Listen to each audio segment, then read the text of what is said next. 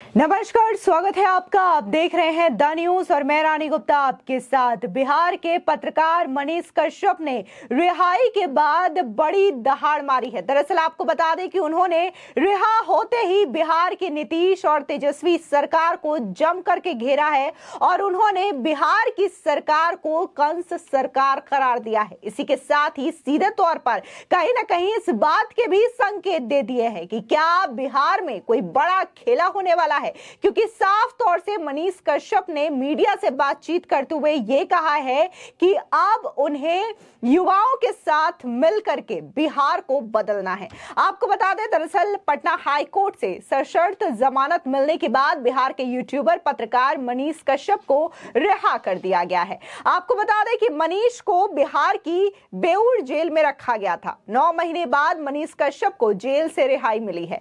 मनीष कश्यप को पहले तमिलनाडु ले जाया जाना था, मगर पटना सिविल कोर्ट के बाद बिहार में ही रखा गया।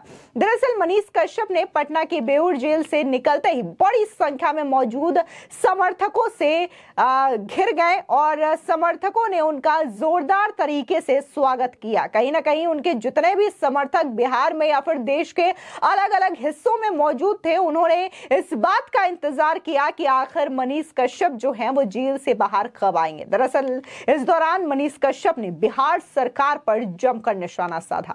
मीडिया से बातचीत करते हुए मनीष कश्यप ने कहा कि बिहार में कंस की सरकार चल रही है।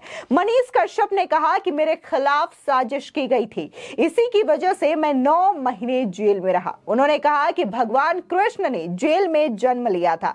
बिहार में बहुत सारे कंस हैं जिन्होंने मेरे खिलाफ साजिश की थी।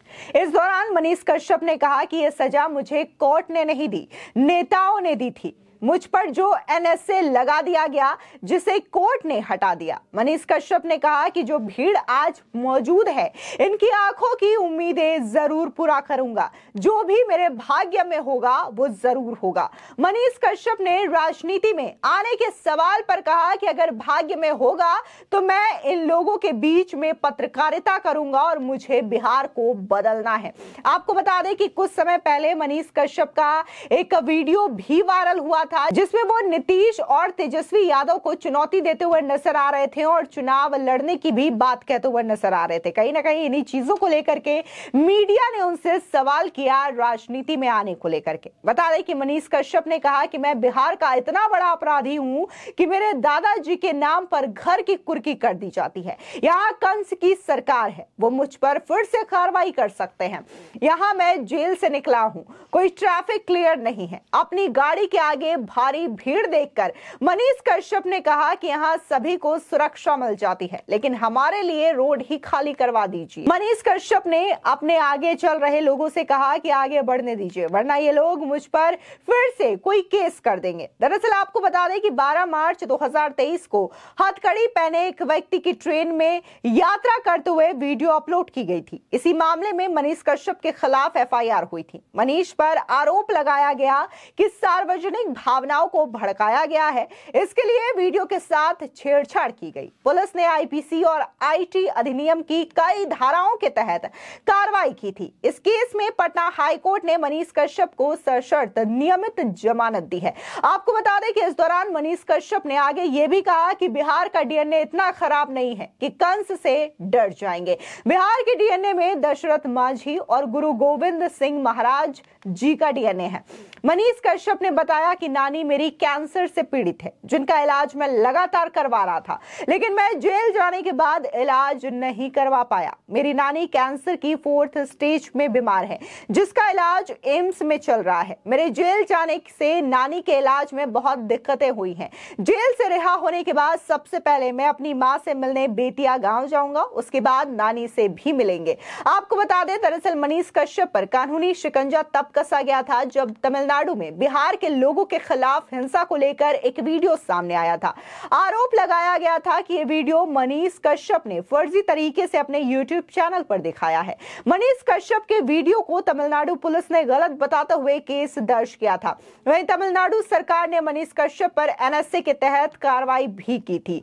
मनीष कश्यप ने राहत पाने के लिए सुप्रीम कोर्ट का रुख किया था। उस समय तमिलनाडु सरकार ने एनएसए हटाए जाने से इनकार करते हुए सुप्रीम कोर्ट में अपनी दलीलें भी दी थी और यहाँ पर गौर करने वाली बात यह है कि तमिलनाडु और बिहार सरकार की ओर से कपिल सिब्बल पैरवी कर रहे थे और बाकायदा ये कहा था कि जिस तरीके से वीडियो मनीष कश्यप के द्वारा अपलोड किया गया है, कहीं ना कहीं मनीष कश्यप की फैन फॉलोइंग ज्यादा है और इससे लोगों पर असर पड़ सकता है। जिसके बाद बाकायदा इस मामले की सुनवाई कर रहे सीजेआई डीवाई चंद्रचूड़ ने फटकार लगाई थी और ये कहा था कि इस आधार पर कैसे किसी पत्रकार पर आप एनएसए लगा सकते हैं। यह पूरी तरीके से गलत है कि किसी पत्रकार पर इस तरीके से नेशनल सिक्योरिटी एक्ट यानी कि एनएसए जैसा गंभीर धारा लगा करके उनके खिलाफ कार्रवाई की जाए। हालांकि मनीष कश्यप को राहत मिल गई थी। वहीं मनीष कश्यप के खिलाफ बिहार के बेतिया जिले में 7 मामले दर्ज किए गए थे। इसमें बीजेपी विधायक से मारपीट और जान से मारने की धमकी देने के अलावा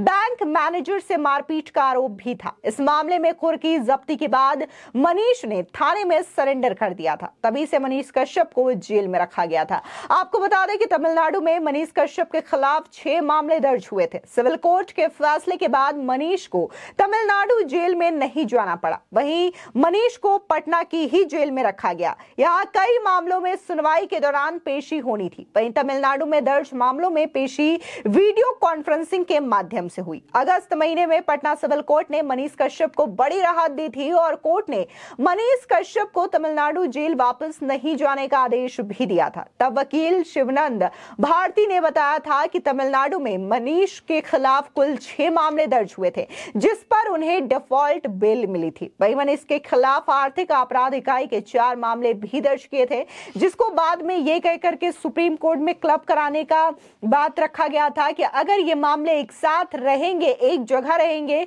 तो इसकी सुनवाई के लिए भी आसानी होगी। लेकिन यहां पर गौर करने वाली बात यह है कि जब मनीष कश्यप को गिरफ्तार किया गया था तो बिहार बंद का आह्वान हुआ था और कहीं ना कहीं मार्च में जब बिहार बंद का यह आह्वान किया गया था तब इसका जबरदस्त तरीके से असर देखने को मिला था और बिहार पूरी तरीके से बंद हो रखा था। हर दुकानें जो है पूरी की पूरी जो सड़क थी वो भी सुनसान था, सन्नाटा था। लोग जो है मनीष कश्यप के समर्थन में उतर आए थे और आज जब मनीष कश्यप की रिहाई हो चुकी है तब भी जब वो जेल से रिहा हो रहे थे तब कई सारे समर्थक जेल के बाहर मौजूद थे और उन्होंने बड़ी ही गर्मजोशी के साथ पत्रकार मनीष कश्यप का स्वागत किया। कहीं ना कहीं ये तस्वीरें दर्शाती है कि बिहार में मनीष कश्यप की पॉपुलैरिटी क्या है और जिस तरीके से ये तस्वीरें सामने आई है जाहिर तौर पर ये नीतीश कुमार, लालू यादव और तेजस्वी यादव की काफी ज्यादा टेंशन बढ़ाने वाली है, क्योंकि एक तरफ जहां बिहार में